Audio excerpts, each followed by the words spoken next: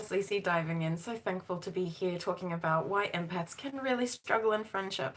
This is absolutely more applicable to women, however, it completely crosses over to some empath men. And it's such a challenge for us to actually have friends, and I want to explain why that is. I want to explain what will be showing up in your life if you are actually struggling in friendship, and some powerful steps that you can take to actually open up to beautiful, reciprocated, genuine friendship where you know that someone else is caring for you as much as you're caring for them. You know what I mean if I'm saying that. So really, really happy to talk about that. It was a big theme over the week in my client sessions. And so whenever I see something really big popping up and I listen to the guidance that I'm offering to my clients in the moment, I always go, oh, I want to share this with my YouTube people. So here I am Sunday morning dancing in to really convey this to you in the best way that I can, so that you can open up to that beautiful friendship that you deserve. So one of the things that you're going to see showing up in your life if you are struggling with friendship as an empath is you're going to have people who are never there when you need them. If you're the instigator for how are you doing, want to catch up, want to call, want to go do something, if you're the one always initiating, it's a real sign that you're not in a beautiful reciprocated friendship, and that's what we really deserve as empaths. If you are not seeing that your investment, love, and care is not being equally reciprocated over a 12-month period, you are absolutely not in a supportive friendship, beautiful one. One of the keys to be able to help us to understand and gauge this for ourselves, because we're always so merciful and compassionate, we go, oh, they've got so much on, it's completely understandable. Yeah, but we have stuff going on and we still reach out to others and we're still there for them. So the best way that I find to really reflect for ourselves individually as to whether we're in a reciprocated friendship is to really think about that infinity symbol. This is what I use to really guide a lot of my clients, that we want to be investing as much as we're receiving over a 12-month period.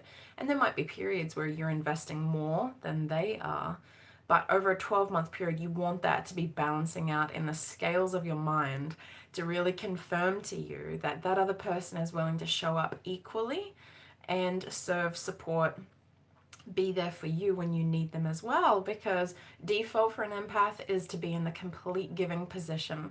And many of you will know that this leaves us exhausted and burnt out, frustrated, and very angry, which doesn't make us really lovely friends. I'm laughing because I've done it. And so one of the really, really tricky things for empaths is that we're really good at discerning needs. Now, because we're so good at sensing and feeling the emotional and soul level information on others, it means we know exactly what they need, and we are generous, yes, to a fault, that we're willing to provide that. And what happens is when other people get into the position of seeing and perceiving us as the givers, they naturally can fall into line into a position of only receiving. And many of us have experienced this, but we don't know how to turn the tides. So I really wanted to talk into some really powerful steps that you can take to turn the tides and actually open up to beautiful reciprocated friendship, so that you are growing and blossoming as much as your friend, and we're all rising up together, which is the vision that I always hold for empaths, that we can take all of our insight and our nurture and our care and our soul intelligence and invest in other people who will likewise support us in the areas where we're not strong, so that we all become more full, more whole, more capable of being powerful, loving beings in this world. So one of the things that it's really important to do is to understand and accept that you have needs, beautiful one. Many of us live in denial and we go, no, I'm fine. There's nothing going on here. I don't need anyone to listen to me. I don't need anyone to check in on me. And we're just lying to ourselves when we say that. So if you have ever said, oh, Susie's amazing, when she can, she's really there for me. If you haven't heard from Susie for 6 months and she only reaches out when she needs something, you've gotten yourself into an unfortunate predicament, and it really only can escalate if you don't do something. So one of the most powerful things we can do is first accept that we have needs like every other human. They're different to other humans, okay? But we do have needs. The second thing that we can do is really have an open heart-to-heart conversation with friends that you know, trust, and love, and really express to them that you're going through a transition and change in your life where you want to open up to more honesty, to more vulnerability, and to be able to receive more. And that the person you're speaking to is someone that you believe, know, and trust is someone that you can trust yourself with. And you're actually asking their permission. Would you be okay if I reached out to you when I need help? What I find is that I'm sweet when you need help, but I really feel vulnerable, and I try to ignore, deny, and suppress when I actually want to reach out to you. Would you honestly be okay if I reached out to you if I needed you? Big brave words, hey? You know, in my experience, kind of 8 out of 10 are going to say yes. You already know who you can trust and who you can be yourself with. There will be at least one person in your life, even if it's a co-worker or a family member. And what we need to do is give ourselves permission to actually speak up, confide, and then ask. The next thing that we can do is set some boundaries and protocols around the relationship. For example, as an empath, when other people have a need, we normally drop everything, including taking care of our own needs, in order to accommodate others. And what I always say to my dear, dear friends is, I will be there for you as soon as I'm in a good place to be able to actually receive you. And we can't neglect ourselves in the noble intention of serving and supporting others. We have to do it from a place of total self-devotion, self-care, and self-love. Because if our friends come to us and they need us and we drop our self-care routine for ourselves, and then we turn back to our friend when like we're bottom of the barrel and we're like, you know, so neglected, and do you know what I mean? It's a really, really nasty place, darling one. So please don't do that to yourself. I know, I did it.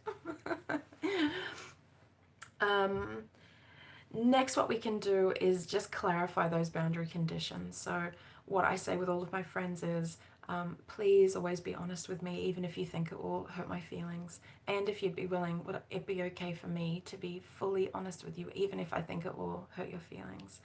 What happens for me as an empath is that I can read my friends like a book, and if they're harboring thoughts or feelings that they try to hide from me, it makes it really difficult for me to be in friendship with them. Excuse me. And so really, really important for me to have full transparency. And any conditions that you need, you have to get really comfortable, beautiful, in expressing them and asking for them. If you don't feel safe to be who you really are in a friendship, it's not a real friendship, okay? It's free work, okay? A lot of empaths are in friendships where they're actually servicing clients who are free and unpaid. And this is epidemic, and I know a lot of people are doing it. You know, you watch caring and taking care of so many people to the point where you're neglecting yourself. And as somebody for the last 9 years who has done, you know, 7 sessions a week for 9 years, like my professional role is to serve and support others. But I only do it to the point that my body can handle it, and I have really, really good self-care balancing that out. I hope that this has been valuable. If you do have any questions, please put them in a comment below. Imagine what the world would be like if we're actually more transparent, open, and honest in our friendships, and actually allowed ourselves to receive in equal proportion to the amount we're willing to give. If you have found this video valuable, beautiful, inspiring, helpful, please give it a big thumbs up, because it would be so amazing if more people in the world could actually know how to truly show up in a friendship in a way that would serve and support them. I am praying for you. I am sending my love and my care, because I know the challenges you face, because I face them too, and that's what my channel is really dedicated to. Helping those who are like me, clairsentient empaths, highly sensitive, the helpers and healers of the world who want to rise up in purpose by deepening into their truth. And if this resonates with you, I would love to invite you to subscribe to my channel, where I release new content every week, so that we can truly show up in our truth to be the powerful force for good in the world that we were created to be. That is my belief, and I am beaming big love out to all of you for a magical week ahead. Mwah. Big love from Empress Lysa.